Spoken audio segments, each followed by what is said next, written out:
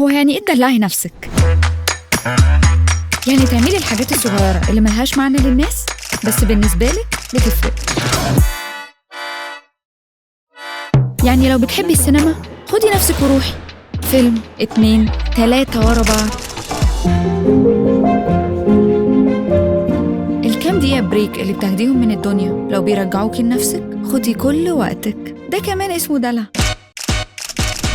لفي من اليوتيرن الأبعد واسمعي أغنية زيادة.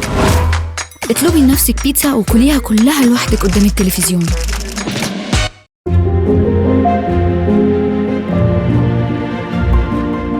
الدش بتاعك بصابون ريفيلي بالفي كاب تكنولوجي اللي مليان فيتامين بي 5 وغني بالجليسرين هيوديكي عالم تاني كله ترطيب ونعومة وعطور تدوم لوقت طويل.